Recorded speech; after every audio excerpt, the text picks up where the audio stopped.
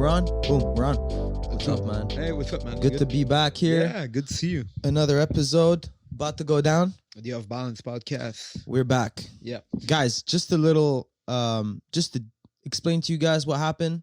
P.O., big French guy. Yeah. And Big French guy. Big French guy right there. Really good in French, fluent as fuck. And he did an episode last week about the legalization or the fact that Jiu-Jitsu is illegal right now in Quebec. Mm-hmm. And it's like only our province and only our city, Montreal especially. Like we cannot, well, so we can train, but we cannot compete. That's the thing, right? We cannot compete in the province of Quebec. And you can in Ontario. We just did the Parabellum Quintet. Yeah. Which was legal, obviously. Mm-hmm. It's a fucked up issue, actually. And so I did a podcast with Johnny Zemuli. He is the, how would you say that, porte-parole, like front runner or? He's the man in charge. Like the man in charge of like the legalization. He's on the council representing Jiu-Jitsu. Mm-hmm. And so we did a whole like an hour, 15-minute just talking about the issue. It was a really good episode. I understand French. Some of you guys that don't understand French, give us a quick rundown of what went down. What can we take from this conversation and what we can do to help? Yeah, so basically, he explained to me like what happened. He made a like an history of like what happened. It was like a war of promoter. I'm not gonna go into the details. Obviously, there was a war of promoters calling the police because we don't have in Quebec. There's no law about like mixed martial art amateurs, kickboxing. And there's no commission, and for us to be able to put on event, the police just decided to shut down everything. They were like, "All right, there's no legislation, there's no laws. You guys cannot do the event," and they fucked us. Like 3 years ago, there was like the last time we had a competition was like the Abu Dhabi trials, I think, and they shut it down, so they had to move it last minute. Now they're working on it. They're trying to create kind of a not a commission where you have to just pay and like people with fucking white collars are making money off of it. More like Johnny Zemuli is really like he's trying to make this better for everybody, for the community. So he said hopefully in the fall it should be resolved, but there might be even 2 years, so it would be 5 years without competition in Montreal if it goes that far.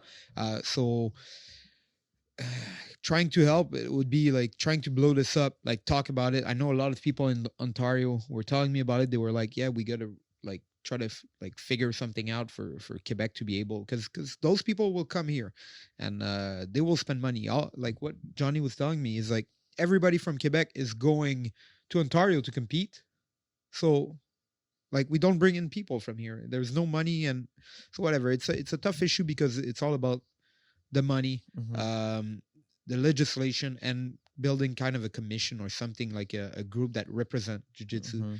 Johnny's working on that, and we're not done yet, but we're going on. But it has to be represented in media more. People have to talk about it, and I think in Quebec, doing the podcast, inviting people, and trying to spread the words would be the best way possible. Exactly. Last week, 2 weeks ago, the event in Ontario was really cool. Aside from the jiu-jitsu and what went down on the stage, in general, there was a really cool vibe. The guy had a DJ, really cool DJ. It was cool, man. The music was sick. The lights, just like a real show, you know? Exactly. People were just hanging out. People were dressed properly. We're getting drinks. We're getting food. We're going to party after. So it's just, people with similar interests, which is grappling. People, they will come together. Exactly. They will want to party and watch the event, and that was a show. You can have the competition and shows, and I know for a fact, I know at least like 5 to 10 people that wants to make these shows. Oh yeah. Like I know for a fact if it gets legal, we're gonna have a scene, and this brings money to the province. It brings people together. It makes the sport bigger. We just gotta keep talking about it and continue practicing jiu-jitsu. Yeah. I have a lot of non-jiu-jitsu friends, like from Montreal. I spent over 15 years here, from school, from soccer, from whatnot, from the gym, chicks maybe, I don't know. They're like, hey, can we come and watch you compete? No. Yes, you can. But oh, sorry, there are no comps, so no, you can't. Oh, sorry, you got to drive to Boston for my next competition. Yeah. Is that going to be possible? No, absolutely not. And yeah, like family, friends, they all will. They'll come. They like we do this for a living, so obviously they'll come. And the people from like TriStar, Mizu that know you and they want to see you compete, they would come. You sell tickets. Look, Steve Sims, one of our buddy from Toronto, was the main event at Quintet, at the Parabellum Quintet, and he brought 100 people. That's insane. Just by himself, like sold 100 tickets. So yeah, there you guys have it. The situation here is at least people are working on it. It's looking good. We're moving forward. We're doing what we can. In the meantime, we're gonna have to move around a bit more. Not the end of the world. Just keep training, keep improving. If you're in Quebec, if you're not in Quebec, keep your eyes open, because when we do one, it's gonna be epic. It's gonna be big. Yeah, it's gonna be massive. And you know what? Another thing is like, not only is gonna be big, but like we're gonna be able to have them often. That's the thing. We can like. There's a lot of people there's a Goodsy that runs the grappling industries. He's gonna come back for sure. It's his hometown. Yeah. There's gonna be shows, and we're gonna invite talents. There's New York nearby. Oh yeah. Those guys are gonna want to fly if we make big shows for sure. Drive. Yeah. From Boston. Drive. We have the whole East Coast. We do. People want to come down. Yeah, like we do now. They can do it. Yeah. Especially because in New York now the situation's a little messed up. I don't know what the issue is exactly, but it doesn't look too good either.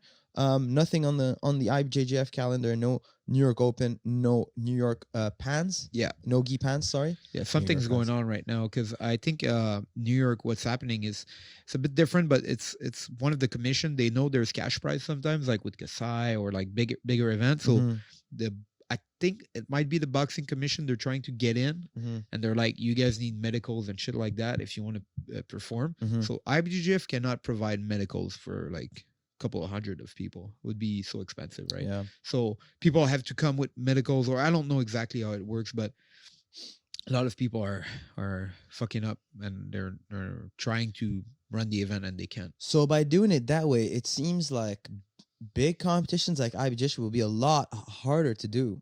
But smaller events, professional events with like 16, 20 athletes, more easier. Realistic, easier. For sure. So I don't know. Maybe it could be a shift towards professional jiu-jitsu. Could be. Definitely. Could be. You never know. It could be something good. I mean, that's true. Some people are gonna have to drop some money, put in the effort. I mean, there's no doubt. There are a lot of. Well, there's promoters that want to do it, and like Kasai is a good example. There's smaller shows around in New York. That can put on some stuff without issue, or they'll have to move like to, I don't know, Pennsylvania, or which suck, or whatever the case may be. There's going to be some good out of it. People are realizing that there's money in jiu-jitsu. They're realizing that the sport is growing, which is ultimately something really good for the sport. Another little detail about the French podcast, I was about to say, like, if you guys like see some French podcasts pop in here and then, that's normal. I'm going to start running some podcasts in French on the side, because we have a big scene in Quebec, obviously, and there's some people that are more comfortable in French. So we'll have some people in. Yeah, we'll always do a quick recap like we're doing right now, in case you guys want to know what's going on. Maybe we'll get the subtitles running at some point, so you guys could watch it. I was talking to Val. We'll see. Val will make it happen. For sure. Val will translate it. We did not run it by him, but he will make it happen somehow. He'll translate it in Russian, Belarusian. Done. Fucking French. Everything. Arabic. Everything. Creole. Yeah. So you guys just trained, right? Yeah. And did some EBI overtime? Yeah. I'm working with What's up with that? I worked with the guys today and yesterday on some EBI overtime. There's the Fanatics coming up. When is that? Next Friday or next Not weekend. the one. Okay, yeah. So not the one coming, the other one. So on the 29th or something like that? 29th. Ooh. So I'm doing overtime with the guys, and they're getting good fast. They're picking it up good. Did the Fanatics start promoting it or not yet? I haven't seen many promotions. I haven't seen I could be yet. promoting it myself, so I don't know. I should be. But yeah, there you go. I'm doing it right now. 29th. We'll be competing 8-man bracket. So far in the bracket confirmed, there's myself, my teammate Ethan. There's a Johnny Tama. Oh yeah, he won the Worlds this year. Janatas Gracie, PJ Barch, Cody Steele, I believe, pulled out, but they'll probably find a replacement just as legit. Pull ouch. So yeah, that's a it. Sick bracket. 8-man bracket, 170, and I'm pretty excited. I'm excited to see you murder some people, man. Dude, I really like preparing for EBI. Here's why: because I haven't done overtime in a long time. Yeah. And it's actually fun, right? It's beneficial, man. It's tough. Don't get me wrong, but it's like you get so much better at escaping, holding, and like everything that relates to it. Even when people have a near back take on you, you recognize that same like angle of the hips, like when you're about to escape or when he's about to take your back, and you're just way more comfortable at escaping it. You understand it more. Same thing with the arm. And the other way around too. When you're on the back, when you're on the arm, you're that much more confident that you will be able to maintain the position and finish from there. Oh yeah. So I think, again, I've said it before and I'll say it again, I think training EBI overtime is super beneficial. It is, for sure. Junot is a wrestler. Yeah. Doesn't do much. Junot is one of our teammates. He got armbarred last week, and now he's hard to armbar. Just by showing him a couple of pointers. Yeah, he picks it up so fast because he wrestled before, so he's a good grappler. He's athletic. He understands like. And you're just spending a lot of time in that position. So for somebody like him, who's a good wrestler, wrestlers can get to the back pretty well. Yeah. Throw-bys, duck unders, you shoot, they sprawl, you pop up to the back. Yeah. So now, an example is Nick Rod. Nick Rod gets to the back, really. There you go. He's one of the best at it. Imagine this guy working overtime now. He's a beast on the back. It's insane. I think it's a good way for people to improve fast. Yeah, and another thing is like I feel like, you know, we've been doing for like the past 4 years EBI overtime probably, like here and there when we compete, and I attribute most of my like defensive escapes and my skills to drilling EBI overtime. Oh yeah. You get confident, like, you know, you get into an extended armbar, you're not panicking, you know where to go, you like you have a plan in mind. Same thing with the back. Yeah.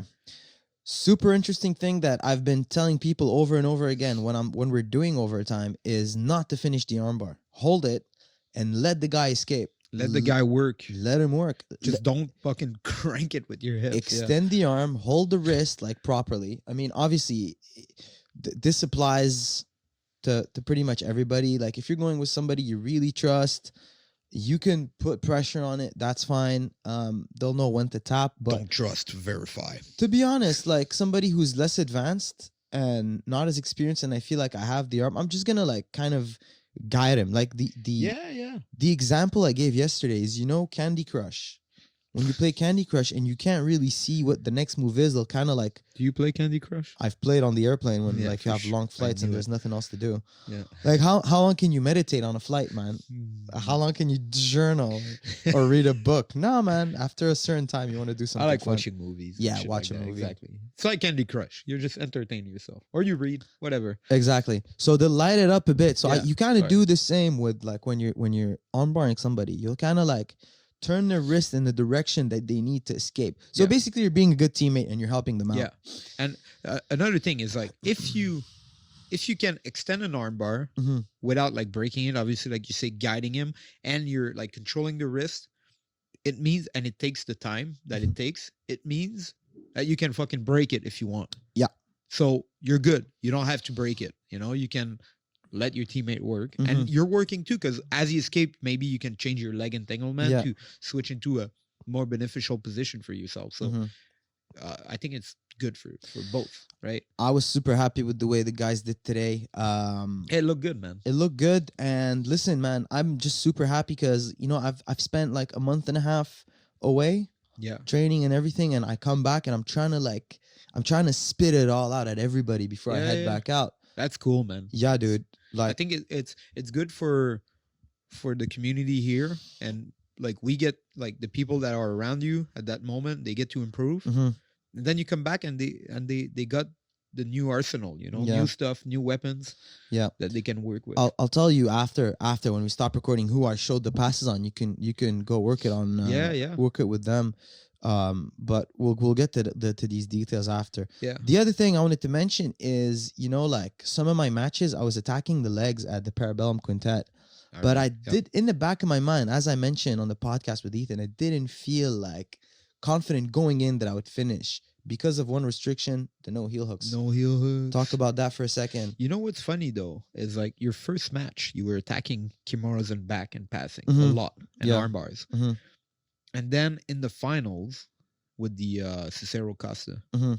you were attacking more legs, Yeah. which is like, it's like you said, you weren't that confident to finish. Mhm. I feel you changed your strategy at that moment. What happened? Here's what happened. Good point. Good thing you bring that up. He was playing a supine guard with his legs like pretty Wide open. open. So I was trying to pass it side to side. Pedro Veras, that was. Yeah. Google his name, put it on Instagram. You'll see his Is he results. a Unity black belt or something? Like Cesar Acosta black belt. yeah. His But he trains results. at Unity, doesn't he? He trained at Unity. Now he's up in Canada teaching. Okay. Results speak for themselves. You know, guy's pretty good guard. Tried to pass side to side, and then I was using that. So when I would go like in a split squat position, kind of a knee cut, and then he would pop the bottom leg and place it on my hip. Oh, So I was like, this is a good time to go to the legs. But stupid me, in the moment, I didn't think about it. I would drop on like a single leg X with like a standard single leg X. What I should have done is drop the single leg X with a reap, or at least pass the foot to the other side of the hip, because that was giving him that you could come up on it and like it was giving him that Achilles that kind of like I got me stall the position a bit. yeah, kind of got me stuck. So Yeah. and I did it twice, and then after the Well, match, I was like, man, You know what? It's like that's you just learned something again. You know? yeah, many ways to drop back in the legs without having the guy come up on top, and a good ways to drop back and have both legs and be in a like dominant position. Now, guess what? If I'm dropping back and I'm doing that with the heel, I'm going for it. He's gonna have to hide his heel if he knows which side to turn. Yeah. And now when he turns, exposing the guard pass. But that's with the threat of the heel hook. Mhm. Because without the threat of the heel hook, he doesn't have to do that. Exactly. Which would Listen, man, the heel is part of your foot. It's part of your body. We should be allowed to attack it. yeah, absolutely. Yeah, I think it's not a debate anymore. Mhm. Really, it's just the rules are the rules. You know, they decided to go with a more amateur IBJJF rule set, and we had to comply. That's the only thing. Whatever, It's- man. yeah. It's cool. I had a lot of fun competing. Yeah, I had two, man. Mhm. Well, not competing, but coaching. Yeah. Because I basically exploded my arms 2 weeks Yeah. ago. Mhm. Posted on a takedown. Yeah. Those mats, man, can be slippery. Yeah, when the mats are slippery, whew. Be So careful. couldn't compete, but I was there for the team, so it was fun. What's up? We were glad to have you. Yeah, Yeah, good to have you. You made like Yeah. one important switch at the first I match. remember you guys shut me out on the podcast with Ethan. Had the to other be day. done. It was good, man. Yep. Yeah, otherwise we would have been in trouble probably.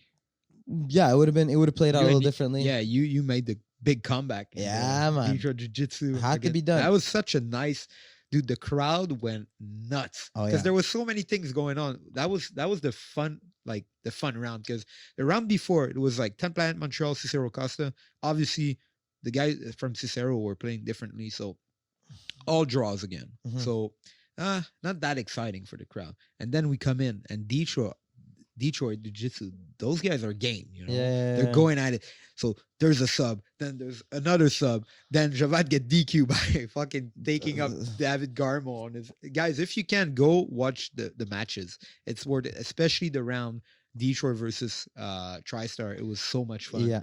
And you just hear the crowd going crazy, and we get emotional. The corner of Detroit get emotional, and everybody's screaming. It was so much fun, man. It was a madness. That was like, that's how you want competition to be. That's a show. Yep. You know? Yep. You don't yep. want fucking boring shit. Go there and like try to sub each other and just get into it.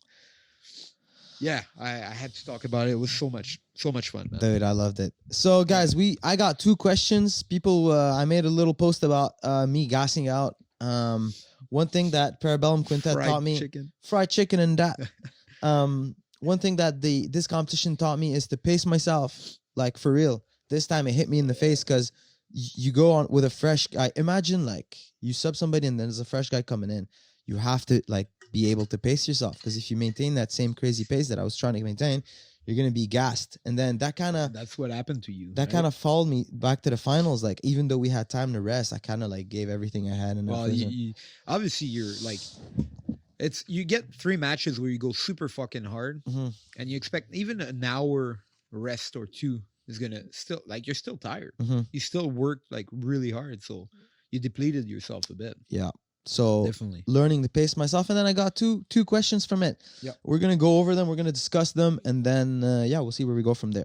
Yep. So, what's your approach for conditioning to prepare for a constant pace during a bout? Is this something you work on during training, or is there additional cardio training on the outside? Thanks. All right, you go ahead. You want me to go first? I can go first. Go first. All right. So my approach for conditioning before comp, I think mainly like trying to pick up the pace in my roles, like knowing that I have a competition coming up, Mhm. saying, okay, I'm not gonna be lazy. You know what I mean? Jiu-Jitsu sometimes we're Mhm. tired, or like some session you want to take it easy, so you Mhm. let people get in on stuff, and you kind of play around. Mhm. You know, it's still training hard, but you're playing more. Mhm. So when I'm competing, I'm trying to not hype myself up, but like start putting more pressure, not non-stop moving, putting a pace, trying to get tired, you know, from the rounds. Yeah. Without, I don't want to do one round and I'm dead. No, I try to keep that pace for the 5, 6, 7 rounds I'm doing. Yeah. So that's number one. The second thing I've been incorporating is the machine that I absolutely fucking hate. I don't run. I'm not a good runner, but what I do is I get on the Airdyne, you know, the assault bike. Yeah, assault bike. And I start doing interval sprinting once a week, because other than that, it's too much with the jiu-jitsu. Yeah. I think it's the only thing that can translate good for jiu-jitsu, in my opinion. Yeah. And I don't mean the machine, but interval sprinting. Yeah. So I've been doing that. It's brutal. I hate it. I want to puke every time, but Yeah. you know, I think it's beneficial.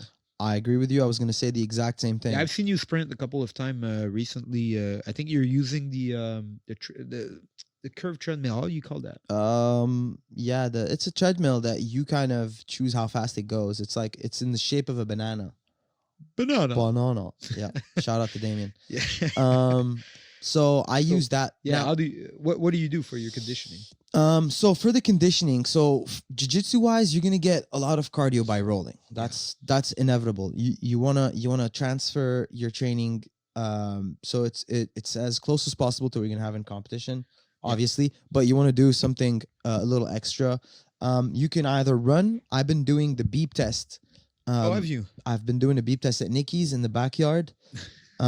So 20 meters, beep, beep, beep. I think like if you're getting close to competition, you should be able to be like at least at 9, man. I mean, we're jiu-jitsu guys. That's a minimum, man. 9? 9, yeah. It's not a lot. I mean, No, 9 is not a lot. we're not runners. We're not supposed to run. You're a good runner because of soccer, right? Yeah. Because of football. I hit 9, bro. I was pissed. You hit what? In my soccer prime, I'd hit 14. This time I hit 9. Like, Only 9? yeah, dude. I feel like you can do more. Maybe you were tired a bit or Maybe. something.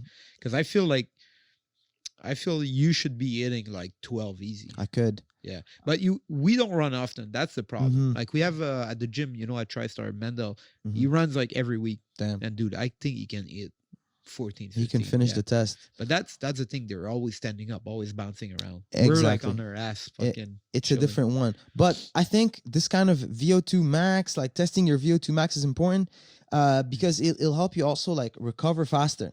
You know what I mean? So Yeah. one way, one trainer from Henzo's explained to me, he's like, you want to do sprints and then you want to work on reducing the time of recovery. So you're able to push, recover, push, again. recover. That's why I do the 20-10. The 20 seconds on, 10 seconds off. Yeah. It is the worst It's fucking. terrible. It's terrible, yeah. But it's good for you, apparently. It's good for you. I'm about to do it. Go actually with you at Physiomentum now. I'm going to go do it. Beast. Do it once a week, man. Do it once a Yeah. week. It's 2 rounds of what, 6 minutes? Yeah. And it helps out a lot. Next, in terms of weightlifting, I've been doing a lot less weightlifting, man. Yeah. Oh, yeah. So what's your reason behind it? Because I'm doing so much jits. There are You're so too many jacked. comps coming up, and I'm too jacked. No, there are a lot of comps coming up What? now. I'll probably pick up the weightlifting when competitions slow down a bit. I agree. Now comps are coming up. I don't want to be sore from weightlifting. I want to be able to do more jiu-jitsu and get better. And it takes its toll, like weightlifting. Of like course. When let's say you're consistent and you do like 4 times or 3 times a week, Mhm. before competing, it takes its toll. Unless you're Nicky Rod, but Yeah. Now, other than that, I'm not saying that I'm not doing any weightlifting. I am lifting, but I'm doing like lower. right? Lower sets. I'm doing 3 sets of 5 Okay, of certain interesting. exercise, and I'll do them nice. Like you saw me bench, you saw me Yeah. squat. I'll do everything perfect form, and I'll like have Lighter, but perfect form. lighter, perfect form. I'll do body weight exercises. The pull-ups, I will pull all the way up. I'm not looking up at the bar. I'm not using momentum. I'm coming down all the way. Push-ups, my elbows are in. I'm pushing down. I have my glutes. Taz is perfect. Perfect form, man. Perfect. Perfect man. Shout out to Physiomentum for teaching me the Yeah, ways. of course. Buy the book called Supple Leopard. It will correct every single thing you do in the gym. It helps. It helps. Oh, dude. It does help. Like it helped myself. Like same thing with the form Physiomentum and the book. Like I have like when I do a deadlift now, real deadlift. You feel it in your I don't- ass. yeah. You don't feel it in your Yeah, back. the day after it's like my whole like hamstring and ass just That's what you want to do. Now, Yeah. here's the thing. You're going to read the book. You're going to go to a physio. You're going to see somebody who's going to help you. You still got to put the work in. You can't just expect to learn how to do them. No. It's like basically doing technique. When we first show you butterfly sweep, it's all awkward. The more you hit the butterfly sweep, the more effective you become at for it. sure. And it's the same thing with lifting weights. It's the same, yeah. So you do, but you don't go crazy on it, right? Before competing, that makes sense. You alternate. You got to Yeah. alternate because different. Like, listen. Here's the thing. Now I have Fanatics. 2 weeks later, I have Third Coast. Yeah. Hopefully, 2 weeks later, I'll go to Polaris. Hopefully, Yeah, if that I'm would able be sick. to, if somebody pulls out, hopefully they can throw me in. I hope so. And then after that, there's gonna be like a while without competitions. Now I'll take the time to lift a bit more, just heal up the knees, heal up the shoulders, heal up whatever needs to heal up, and then jump right back in Yeah, it. and you can have like kind of downtime from competition Mhm. where you can pick up the lifting if you want to Yeah, get stronger or Yeah. pick up new skills. yeah. New skills, just heal up, Yeah. reduce the intensity, reduce the volume a bit. Alternate. We don't have like I'm thinking about it. We don't have any off seasons in jiu-jitsu. No. And I'm trying to plan the off season like based on the trials because that's the biggest priority Yeah. for me. So trials will be in October, so I'll probably plan the off season like maybe 2 months before, take like a week and a half, just stay in shape obviously, Recover. but yeah, recover, like just have everything And heal up. mentally too. It's like it's good Mhm. to recover mentally from Yeah. like competing often is good. Mhm. But at some point, it's like it takes its toll because you're under stressful situation Yeah. over and over. Mhm. And yes, you get better, but at the same time, it's good to like just chill a bit. Yeah. Come back stronger. Yeah. Yeah. Every sport has like an off season. I think in jiu-jitsu you just got to pick your own off season. You just do it on your own. You do it yourself, yeah. Yeah, you choose, hey, which And you s- competitions matter because there's always going to be that one thing you can do, that other competition you can jump on. Up to you to choose which one's more worth your time. Yeah, for sure. Next What's question. next? All right, pal, interesting post about keeping a steady pace. It's something I need to learn to do.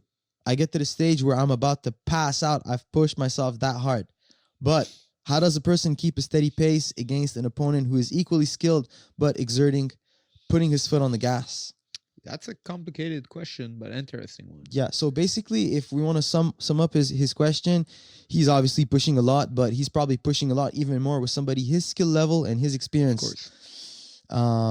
Dude, yeah. Listen, this kind of round, you don't wanna, unless you have a competition coming up, you probably don't wanna roll with him every session, every time, right? No, for sure. It's a hard like comp style, like yeah. equal skill level, equal weight. But I think he's saying like even like let's say you're in competition. Okay. Like, how do you keep that steady pace against someone who's like your skill level? It's really like basically let's say at BJJ Fanatic, all Mhm. the guys are pretty much your level. You Mhm. know, they're all going to be tough. So you come in there and he's saying, how do you go and like you keep a good pace where it's tough for the other guy, but you're not like dying. Mm-hmm. And is that guy gonna like start putting more pressure on you? Do you adjust yourself? How do you deal with that? It depends on a lot of stuff. I think the rule set makes a big difference. So From that the makes a get-go. big difference for sure. If there's points involved, you cannot backpedal because No. if the guy starts putting a pressure on you and you backpedal and you try to chill to not keep up that pace, well, he's Mhm. gonna pass your guard probably Yeah. or like score on you. Yeah. I feel for like sub only having someone who puts pressure on you. If you feel it's not the time to like go hard or you want to like rest a bit, you can choose your position a bit Mhm. more. Mhm. Might be easier. But yeah, it's kind of tough question. It's a good question. Listen, listen, the one time, like, again, people will give me feedback. I learn stuff every day about certain things. And then a lot of times when I learn something, it will click after. It will click with through experience, through like me, like not failing at applying what that person told me. Yeah. I remember Gordon told me in training, like, because here's the thing with Gordon, man, and you'll back me up on this one. It's a nightmare to roll with him. It's horrible. Like, he'll do the exact same thing that I'm about to talk about. He'll keep a steady pace. Yep. He'll keep attacking you. He'll put you in dilemmas. You have to push. You have to defend. You have to move. And in like 2 minutes, you're exhausted.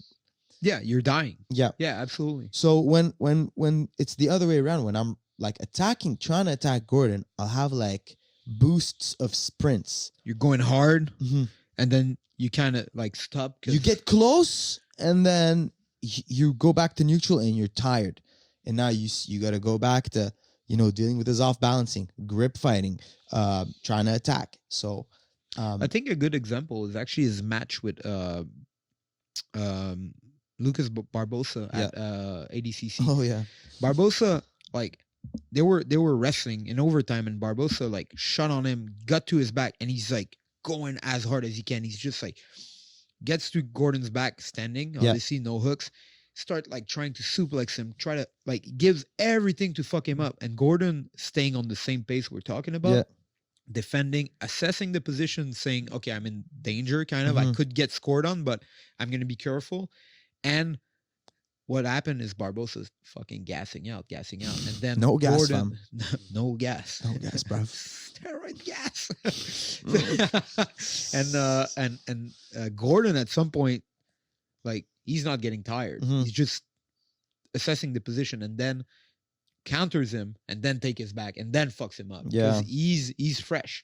So it's basically someone's trying to pass your guard, throws your leg. Instead of freaking out and like trying to get up or trying to hold something and then probably getting in a bad position, you should just be playing your hand fighting, framing game, getting back in the center, right? Yeah. So that's basically it. It's just like not freaking out. That's true. That's the thing. There's also this thing about freaking out. So funny enough, like I mentioned with Ethan, like I was getting tired at Parabellum, the other match, because in the back of my mind, we were losing. Oh, shit. I don't know why. So there was Ethan, in my opinion, he won his match. Javad, in my opinion, who, let's say he didn't win. So now we're one apiece. Who was second? Amen won the match for sure. Won the match, got to his back, got to like shot on him. Like, for some reason, in the back of my mind, I was losing. And then that thing of having something in the back of your mind can exhaust you. Absolutely. Because you're stuck with a certain idea. And you're just like, I gotta go. Yeah, or a certain fear. Yeah.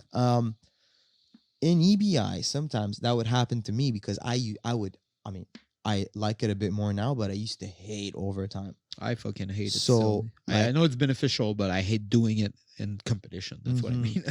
Like, it's horrible. I'd be, no way I'm going to overtime. I gotta sub this guy, and then the anxiety of not wanting to go to overtime, just me gassing out. And guess what? Your attacks are not as effective because you have something in the back of your mind. You're not being smart, and you're not going with what you have. So that could have played, for sure. That's definitely one of the things. Keeping our cool under pressure is a big thing too. Like not being emotional when you're competing, which is hard sometimes because there's pressure. There's like, what do you want to accomplish? You don't want to lose. You don't like. There's so many things, and I feel like Gordon. Like I was talking to Ethan right here, like on the podcast we did, and we agreed that Gordon is like an AI. He's not. He's a artificial intelligence. He's a butt. It's so crazy when he goes and compete. It's just like very rational, very cold, calculated. You put in the work too, man. A lot of it is the preparation. Preparation plays a big role, man, in how confident you feel before doing something. If you know, like your training has been right, you're gonna go in there and you're like, all right, ready to go. You worked on the right things. Yeah. You're the skill, whatever fear you have, whatever is stressing you about a certain competition or whatever you do, preparation usually will help you wash that away. Yeah, right? for sure.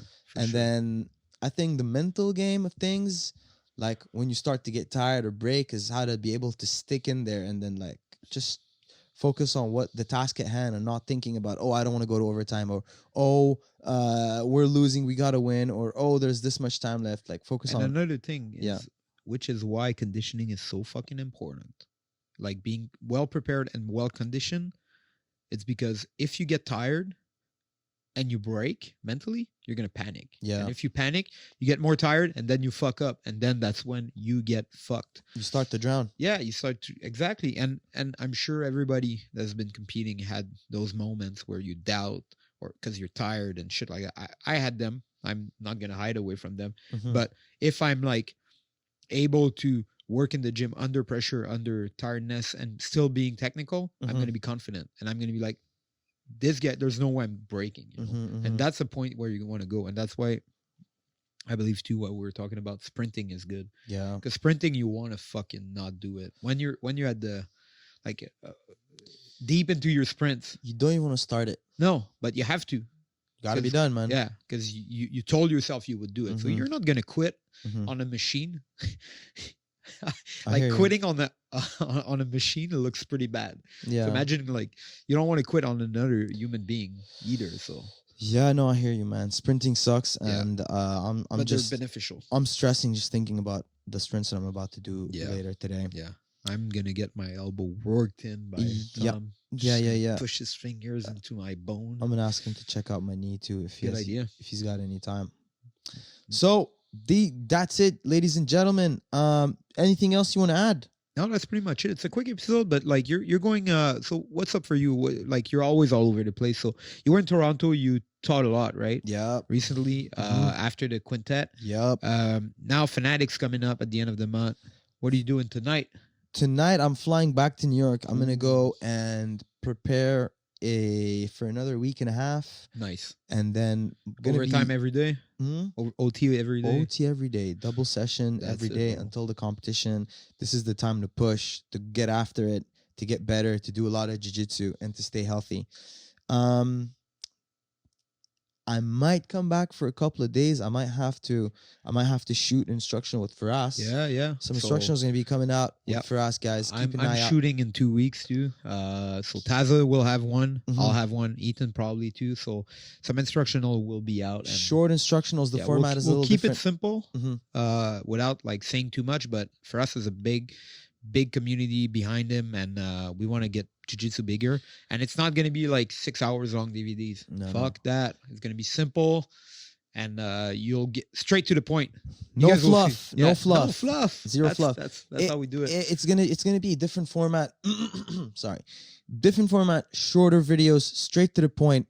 Basically, what Firas wants us to do is to have the content, the amount of information we have in a seminar, put in a DVD. That's it. And ideally, we'd want to have some narrated sparring in it Yep. of that specific thing we're talking about. So you guys will be able to see in action what we're showing, what's working.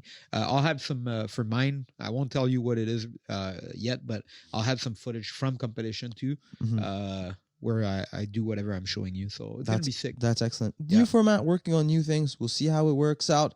But I might have to come back.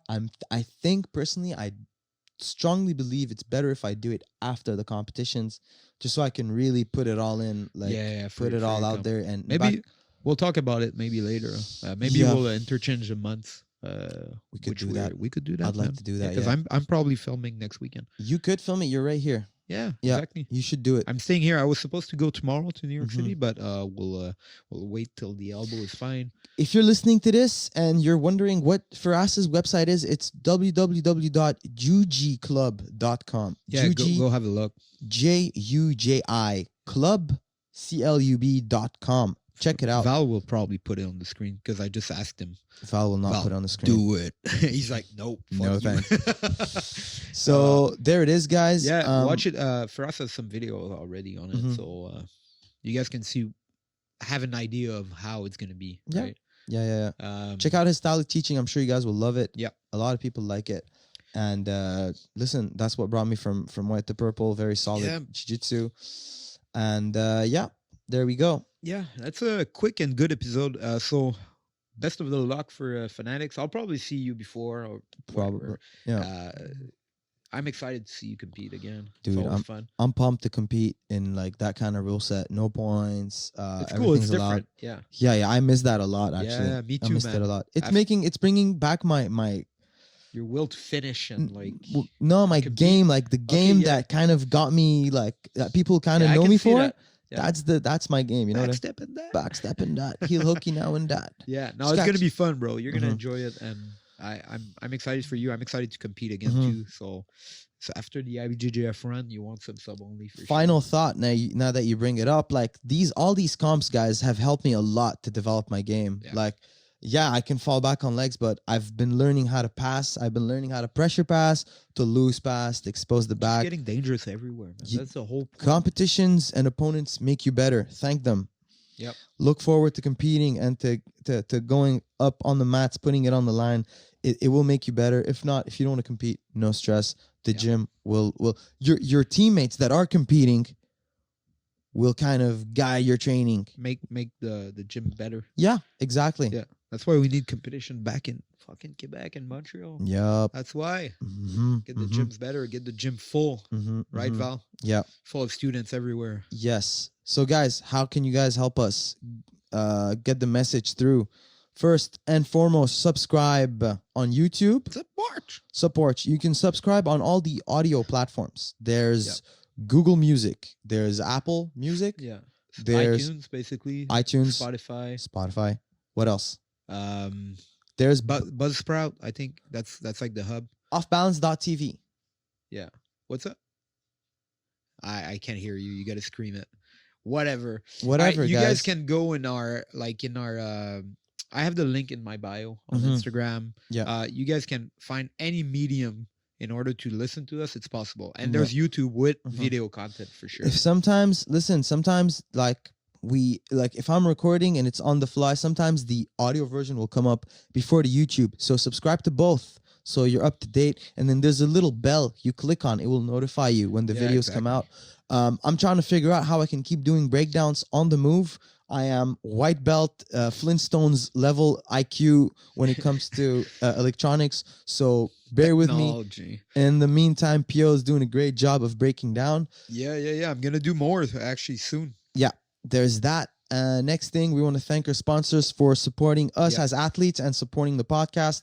We have Scramble. Guys, check out Scramble Canada. We have new releases. We're wearing the same t-shirt today, Taza. Look at this. I've had this since ADCC camp. You know what that means? Quality. It'll last you long, all right? You could use it for many different things, this shirt. But towel, shirt, other things. We got a lot of new releases, new fanny packs, new sweatpants, new hoodies, bottles of water, shorts that I didn't even know we had, but I'm about to get myself one right now. Get some. And the best brand new stuff over there. Yeah, dude, a lot of new stuff. There's also the standard issue gi, our best-selling gi, right, Val? Best-selling gi. Check it out, guys. It's at a very good price. And again, save some money too. Save some money. You got promo codes. The promo codes that mine is Tazagrami, and yours is Pierre-Leclerc. Pierre-Leclerc. If you're trying to save some money, you can hit us up if the promo code is not available. I had some people send me a message like, how can I save some money? I was like, use this link right here. And they save some money.